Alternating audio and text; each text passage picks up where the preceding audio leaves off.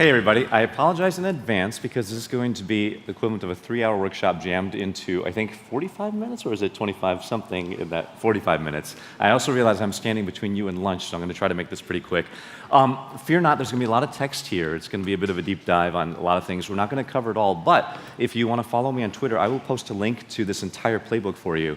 My contribution I'd like to give to you in this giant potluck feast of ideas is for those of you that want to work in this field of longevity, of transformation, of self-empowerment. It's for you CEOs, founders, for you coaches that are looking to make a living out of this. It's kind of a playbook for building the longevity of your business in this area. Mayfield Fund is where I work. I'm one of the partners there. Mayfield is actually one of the first venture capital firms in the world. So some quick stats, we've been around for almost 50 years, have done almost 500 deals. And these date way back to Atari and Genentech and Compaq and companies way back then, way before I was even there. But you might know us more for some of our companies today, which include Lyft. We were the first investor when they were called Zimride. And back then it was the craziest idea of who the heck wants to get in a stranger's car. I personally lead the consumer practice, and I've been fortunate that some of the investments I've led and been involved in have generated close to $2.5 billion of realized market value. So I want to share the patterns and best practices, the tips and tricks I've seen from that. Other companies that are in this world of commerce or consumer or self-empowerment transformation include companies like ClassPass, Poshmark, Lumosity, which is an early pioneer in brain training, saw them ramp up to 100 million in subscription revenues. Companies like Trip, which are trying to do consciousness alteration using virtual reality. So you could think of it as a digital psychedelic, if you will. One of the first wearables companies called Basis. Dave Asprey's been a longtime friend, so helping them out with Bulletproof. Jeff Wu's company, Human, which has distilled ketone esters to help you get the benefits of prolonged fasting with a energy shot that could displace things like Red Bull or a 5-hour energy drink. But more importantly, I'd like to share a bit about my story. There's sort of the, yes, I'm from Silicon Valley and sort of venture capitalist, but really I'm just kind of an overgrown geek. And it starts from here. I grew up in this state, Michigan. And in the early 80s, my dad brought home one of these things. And I said, what's that? He said, it's an Apple II computer. And I said, cool, I want to play games on it. And he said, it's 1982. There are no game companies. He chucked an AppleSoft manual at me and said, why don't you learn to make your own? And that embarked a lifelong love affair with screens like these. I spent hundreds of hours sitting in front of screens like these, playing these role-playing games where I'd obsess over maximizing or minimizing statistics of these made-up characters, these alternative personalities that I'd pretend to be. And then it dawned upon me later in life, how come so many of us who play games obsess about these pretend characters when we don't pay the same attention to our stats in real life? Hence was born kind of this notion of, if life is a game, why don't we treat and master it like a game? If we are our own game characters, how would we min-max these? How do we gamify our existence and track these sort of things? My other big obsession was growing up with superhero comics and stories. And what I noticed about them is they always had a unique individual identity that was usually born out of extreme challenge or pain or something that just about killed them. And in coping with that, they figured out their superpower. And what I loved is there was always room in the pantheon for one more. Nobody was trying to become Batman 3. They were all coming up with their own identity, and there was always a new costume or set of tights they could put on that was unique to them. And I loved that the universe could accommodate them all. My other big love, as Mia talked about, was music. And this has been a form of my own identity, but also for me, the magic of mashups. This is one of the bands I perform in called Black Mahal. It is literally a Punjabi hip-hop funk collective. So we have the equivalent of George Clinton of Doldrums, the older gentleman in the middle. We have the champion battle scratch DJ, freestyle rappers. I play the bass in that. And normally there's styles that would not work together, but somehow we lump them all in, and we've been able to play the Vancouver Winter Olympics, Montreal Jazz Fest, and it's kind of the magic of when you treat life like a giant potluck festival of different superpowers, and you put them together, weird magic will ensue that you could never plan for. So I'm a big fan of that as a playbook. My other favorite place is the Playa at Burning Man. If you've never been, please go once in your life. This is where I like to say this is the most evolved form of our 10-year-old selves, before self-judgment, before critics came in. It's where you get to be that alternative superhero character or that video game alternative personality. And what I really love about this, it's how wonderful humanity can be when there's no money, there's no agenda, there's no programming. You are the programming. Okay? So the areas of investment I look at range quite a bit. These are literally the future of work, the rise of the freelancer economy, on-demand services, the future of shopping. How are we going to buy things and consume them? Do we have consumers as the curators? The future of health and wellness that ties to the longevity theme quite a bit. the future of media and marketing. We've all seen what's happened when you hack or weaponize things like social media, and perhaps learning now that free and ad-supported can lead to behavior manipulation that we never anticipated. The future of play, when we can remix our reality, how do we want that reality to look through things like VR, AR, mixed reality? The future of smart homes. Who here was a big fan of the movie Her, where Scarlett Johansson is your personal operating system that you fall in love with? Or Jarvis from Tony Stark's Iron Man house, right? My favorite growing up was, do you remember in the early Star Trek, Captain Kirk, when he wanted something, he'd just say, "Computer," and it would just respond. Kind of reminds you of Alexa and where things are headed today. But the bigger picture is trying to look at where we're headed for the future of literally everything from money, capitalism, voting, the future of food, the future of death. Really, I think what we're talking about is actually the fate of humanity, and I'll touch upon that in a second. So what is going on? What's around the corner? Is it all gloom and doom? Here's the big trends to watch out for. In essence, this year, we're going to have 10 billion plus mobile connected devices. That's more devices than people on the planet. Everything around you, everything in your home, everything even inside you will get connected to the internet, the so-called Internet of Things. As they grow ears and eyes and brains, they're going to be learning about us, enhancing our reality. Also, we are now addicted to messaging apps, chat. How many of you are on Telegram or WhatsApp all the time, even more than Facebook, Instagram itself, right? These messaging apps become the new internet, and they know everything that we say. They know all our conversations. This creates this huge digital footprint, this digital exhaust of all our behavior.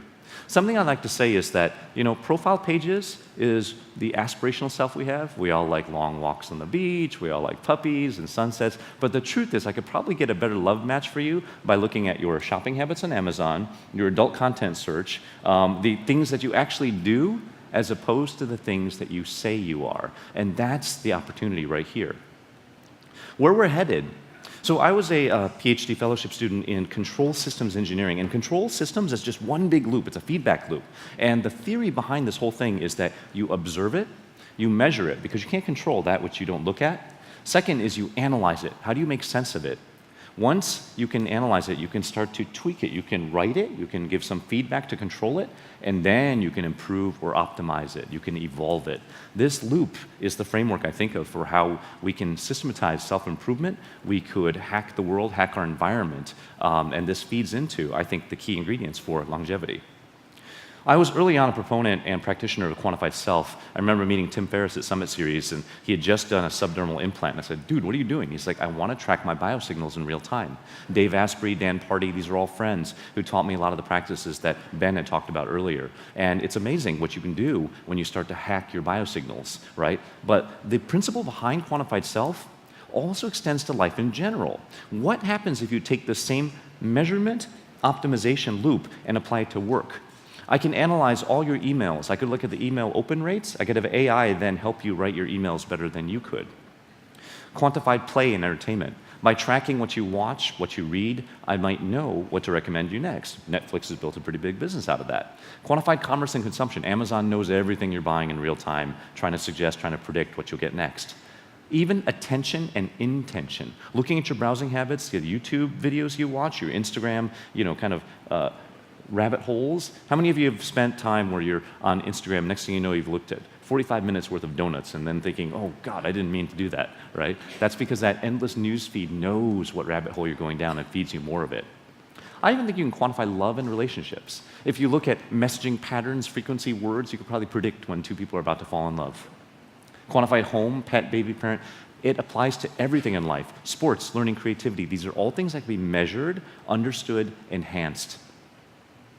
So we're going from simple quantification where you measure things to then using technology to understand it and then help us get better at things. That's my main thesis on this whole area of longevity and the business of it.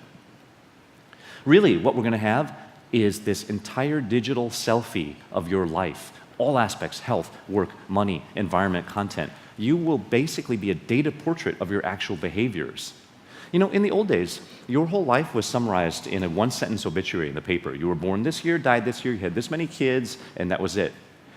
Pretty soon, your next sort of obituary, if you will, could literally be an entire day-by-day, second-by-second representation of everything you've ever done, seen, thought, said, texted, etc. That digital selfie will be a composite reflection of your entire life because the behaviors are there and trackable now. Where are the business opportunities for this? How many of you have felt frustration in scenes like this? Or this, or this, or this? These experiences are all going away really fast, and this is where you can make a lot of money by helping get rid of these things, because humans hate now dealing with these sort of long waiting, forced face-to-face kind of cues that we used to suffer with. Instead, you'll have experiences like this. This is an early Silicon Valley startup called Magic, where you literally could text anything.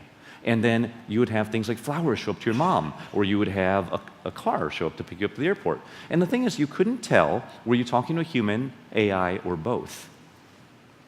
Now, we've gone so far that a startup called Lark has shown that by having a pocket coach therapist could be more efficient, have better efficacy than actually in-person visits with a therapist for 1 hour. They just got FDA approval and now can be prescribable. And this is showing better efficacy than live therapy. But why? Why are we working on all this stuff? What's the point of this? This is actually nothing new. For millennia, since time immemorial, human beings have been looking for frameworks to understand our behaviors, to be able to shape them, to figure out which Star Wars figure are you? You always remember those social quizzes, that personality profiling. We've been looking for that for years and years. Actually, I like to say the fortune teller, the soothsayer, is the world's second oldest profession. So it was first about selling you the tea leaves, but really selling you what do these tea leaves mean? What is the interpretation of that? And I would say that, the roots of longevity, self-improvement, were in this so-called self-help industry, the $10 billion of books and seminars and DVDs and workshops. What does that actually get you, though? It gets you a lot of information, but not necessarily a lot of help in getting people to transform. Where is the money behind this? If the 80s were about Richard Simmons and getting people woken up to the notion of physical fitness, if the 2000s were about understanding the fitness of the mind and the importance of mental health, I would say we're headed towards now the fitness of your soul, your spirit. I like to define longevity then as kind of self-development 2.0. This is where we can bring together old meets new, east meets west, sensors and the sensei, tech and wisdom, data, intuition, AI, and spirituality. Or I like to even say math meets magic. The formula that I think is kind of interesting is, until now we've had a lot of coaches, we've had a lot of one-on-one training, but when you can combine that with the always-on, see-everything nature of AI machine learning, combining that together can create this notion of what I call precision wellness, where you've got continuous measurement, remember, tracking everything, but then you can have optimization with coaching. Human coaches that are scaled up by being able to serve thousands of clients at once because they have AI agents working and understanding what's going on. That shifts this notion to having an always-on concierge, a curator for all aspects of your life, and being able to supplement that with a tribe, cohorts and communities of people going through the similar challenges and transformations that you're undergoing in all these aspects of your life. It's kind of moving towards this notion here. I just love this movie, Her, where Scarlett Johansson is your personal operating system. The vision could be your own pocket angel, living on your phone. Could become your best friend, your lover. It is maybe the technological version of the old mirror, mirror on the wall. But really, at its best, I think it's decision support. And what I mean by that is, we are overloaded by the number of choices that we have to deal with in this world. You go to the buffet at lunch here, you have more calories than you could shake a stick at. You go on Netflix, there are so many shows. I don't know if you have this, but I go to binge watch something, I spend 30 minutes just looking through the choices and never end up watching anything because I couldn't figure out what to choose. Amazon, do a search for red shoes, 1,000 pages to search through. It's actually too much. We're looking now to get help with offloading that, because every choice you make is cognitive load. It actually tires you out to think about those things, right? So where I think we're going is, if we have this better machine intelligence, it leads to better human intelligence, maybe better humans. It's an area that some of us, like Mikey Siegel, Nicole Bradford, former AFester, has called transformative technology or consciousness technology. There's a whole stack of technologies in this area of human improvement, longevity. Sensors like wearables, data technologies like analytics. There's genetic technologies like CRISPR, where you can edit your genes as simple as copy-paste Word document processing now. Chemical technology, smart drugs, psychedelics, material science advances. Neurotech, EEGs, fMRIs getting smaller and smaller, accessible to everybody. Cyber technologies, where we're going to be able to hack our wetware, our biology, our neural interfaces. Behavior technologies, this is the ancient wisdom, coaching, social psychology, therapy, group meditations. Spiritual technologies fits this as well. These are a combination of human practices as well as cutting-edge data, hardware, sciences as well. This does lead us to a brave new world, but it's not necessarily all shiny there. Could we have technology that helps us self-regulate and transcend, help us navigate this world of way too much abundance, way too many choices that we have to deal with? We're moving away from just having the attention economy, the Facebook economy, to what I think of as the story economy. The biggest thing of all is helping people figure out what is your identity, your personal story, expressing it, sharing it, figuring it out. We're going to see the rise of super and transhumanism because of all these augmentations, and maybe, just maybe, we're headed towards this notion of a collective consciousness. That's what maybe neo-tribalism is all about. This could also lead to a new cybernetic divide.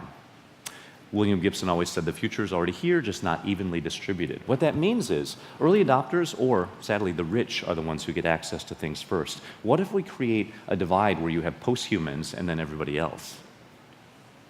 There's a wonderful book I like. It's a science fiction trilogy, which I think is the successor to The Matrix, called Nexus, which is a wonderful read on a science fiction version of this, as well as Yuval Harari's Homo Deus on where things are headed. All in all, though, technology is neither good nor bad. Like all things in life, meditation, drugs, etc., it's just a tool. What matters is the intention and the energy you bring to it. What are you trying to do with it? Give you an example. VR, AR, this could be a wonderful machine for generating empathy and compassion with others. Or if you could hack your perception to be exactly what you want, why would you ever leave it? Maybe a big business opportunity in the future is VR addiction clinics for people who don't want to leave that perfect utopia. So for you as founders of business peoples, you probably often have to talk about how you're going to grow your business. You may have to seek funding. You might have to pitch it to investors or angels. When you look for funding, investors, we always say we look for three things. We look for a great team. We look for traction. Is there some sign that there's product market fit? And we look for a big theme. Is there something that could be a huge, massive outcome, this so-called unicorn worth $1 billion or more? What we're really saying, though, we're looking for good storytelling from you, supported with data. Why? Everything in life is storytelling. Fundraising is storytelling, recruiting, sales, business growth, building your communities or making a movement. Even when you sell your company or go IPO, it all hinges on your storytelling ability. And the core of all stories is the hero's journey. If you know Joseph Campbell's template, every story is the same meta story. There is a reluctant hero, gets thrust into a magic world, gets mentors, enemies, faces an existential challenge, figures out some way to deal with it, and is transformed and returns home. This is the prototype for every business, every self-transformation journey. Every tribe has to go through this. This is actually the core of every good business. It's the core of every good life, actually, to me. So think about you when you are designing your product or service. Are you engineering a player's journey, a hero's journey for your user, that they go from being a newbie to becoming onboarded, they become a regular, and then someday they become a leader or elder? If you can architect that, it's a wonderful way to look at how your user advances over time. In fact, game designers even build this into how they architect products. There's the onboarding phase for newbies, there's habit building loops, and there's even a mastery level when you become a guild or team leader. So you can bake that into your service.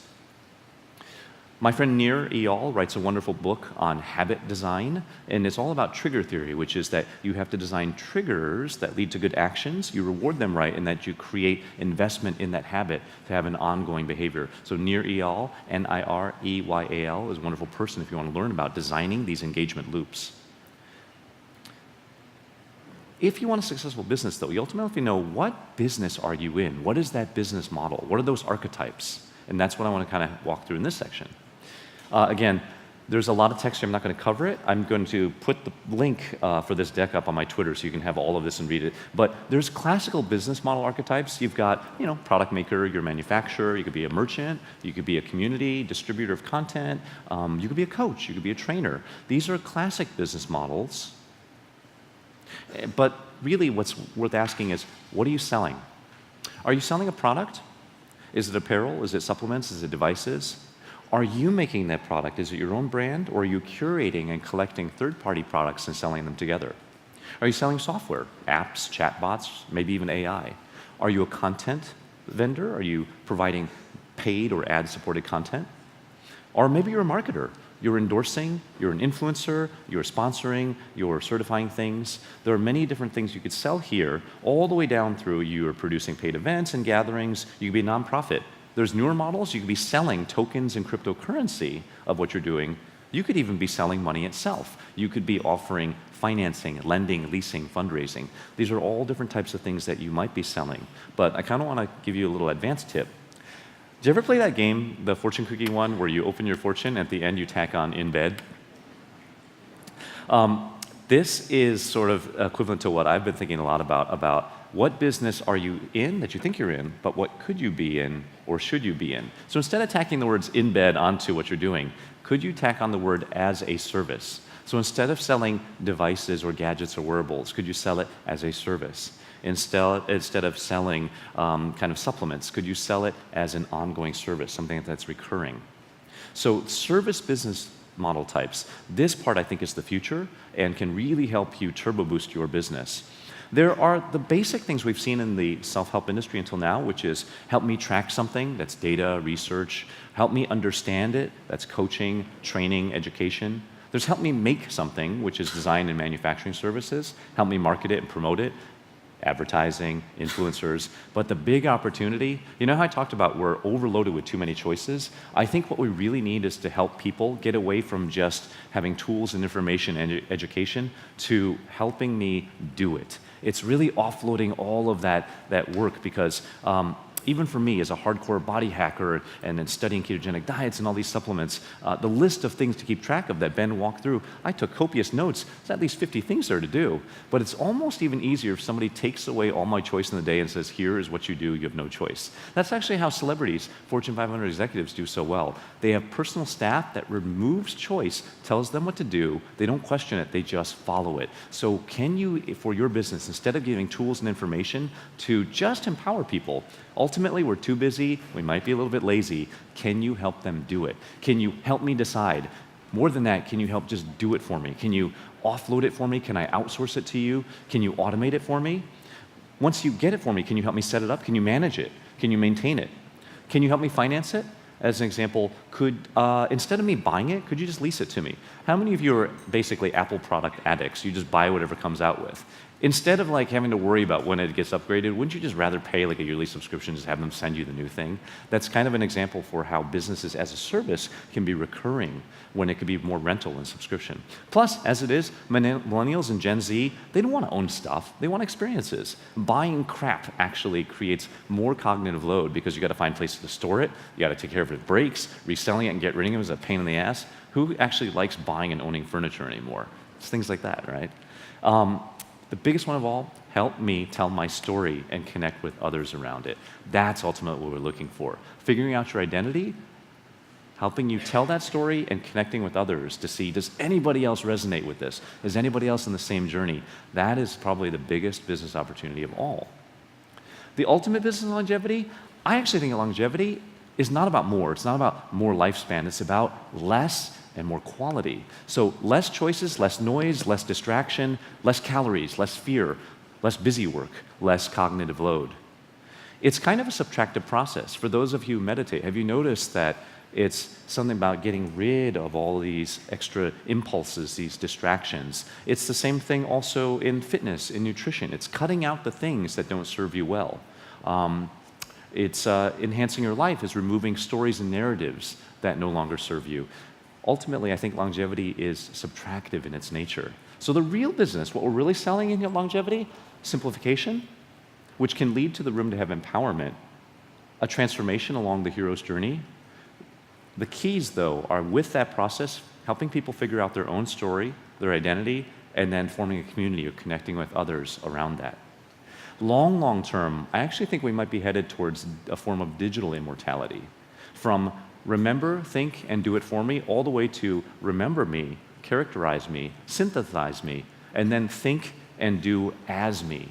Imagine a chatbot that would be able to talk to your great-grandkids in the same language that you use, that would be able to talk like you do, respond like you do, learn new information, integrate it, process it like you do. These technologies are already here. There's so much corpus of data. If you gave me your logins for your email, all your text message apps, all your social media, running a semantic analysis on that, I could probably synthesize a chatbot that could fool half the people into not knowing it's you on the other end of it. So these are kind of really interesting ways that we're approaching another form of longevity, not just extending your biology, but maybe your consciousness itself.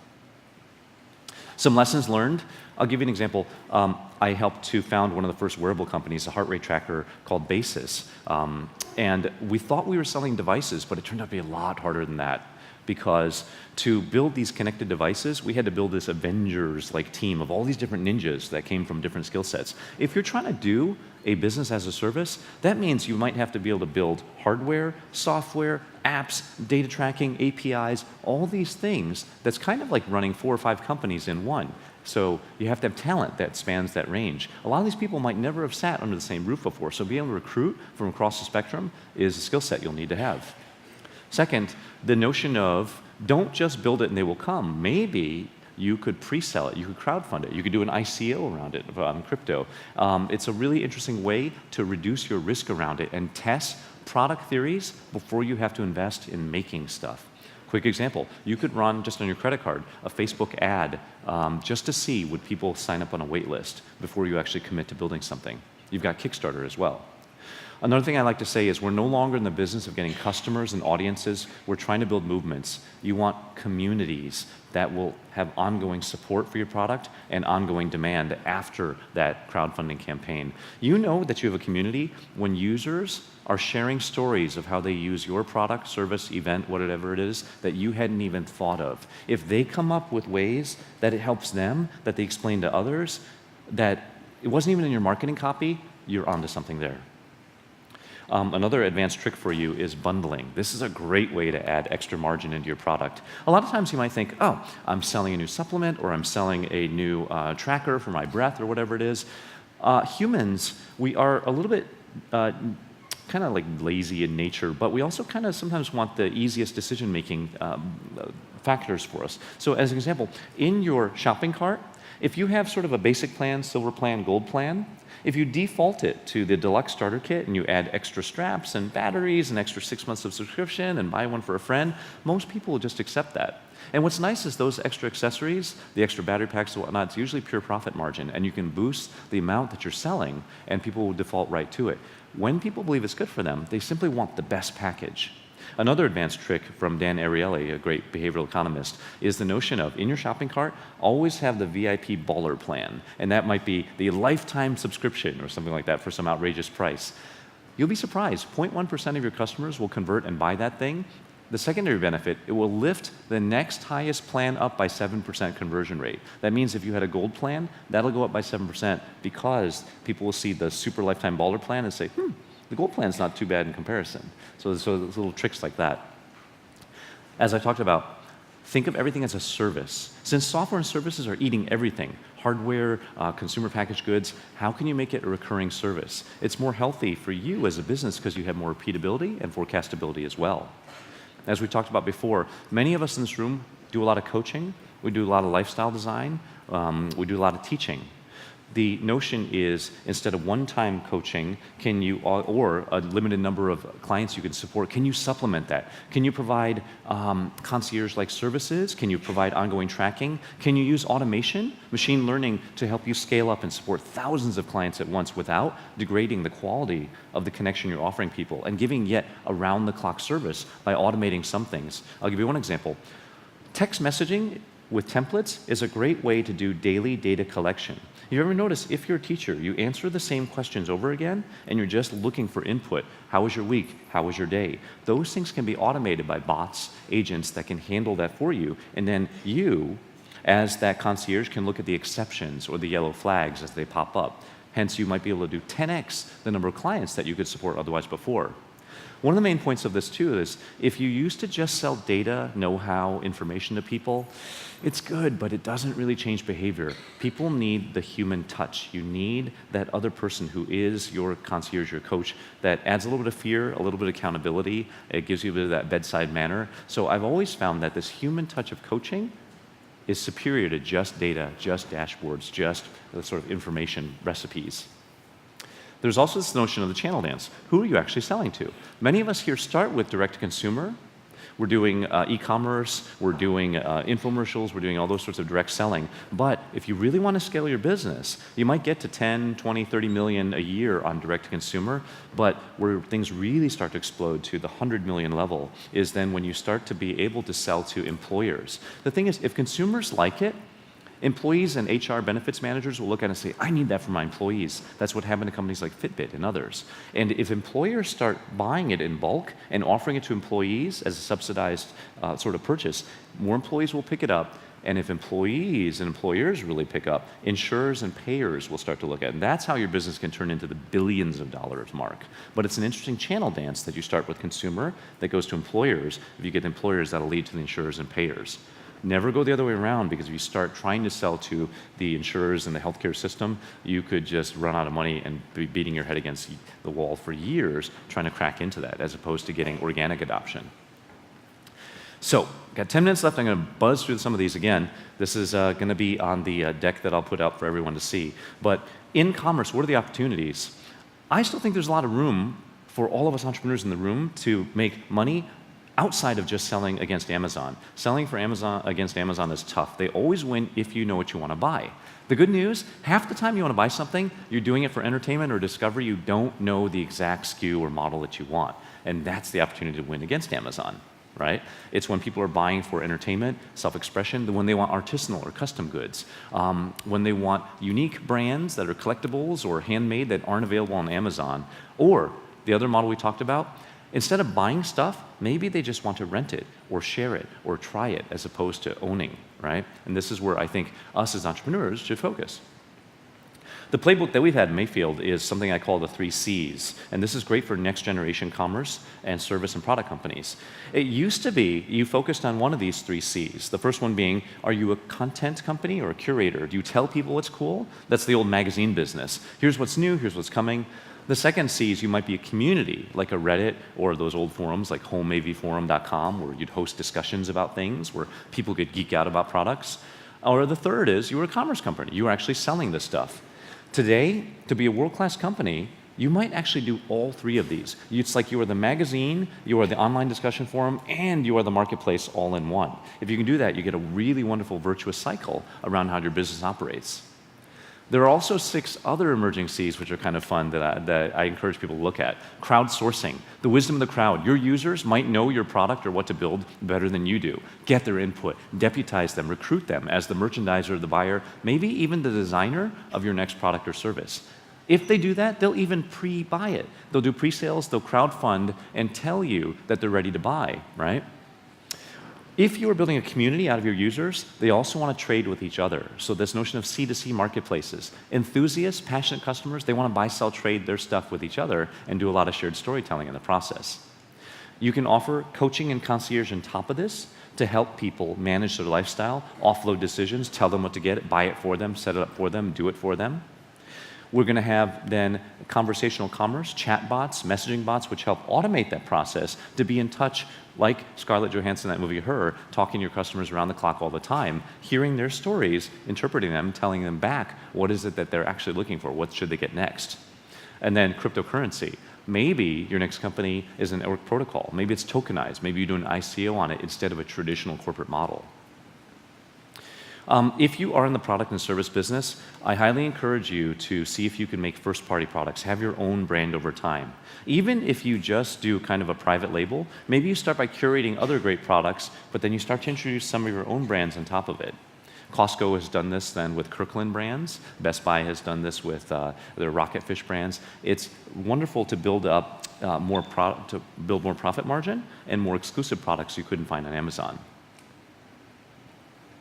So how do you know if you've got a good business? Key metrics. What are the numbers that can tell if your business is scaling pretty well? Well, it's not just the amount of revenue. A lot of entrepreneurs will pitch me and say, I'm doing 100 million of revenue a year. But the real question is, what's the quality of that revenue? Quality is defined as, what are your gross profit margins? And the real litmus test is what is known as a contribution margin.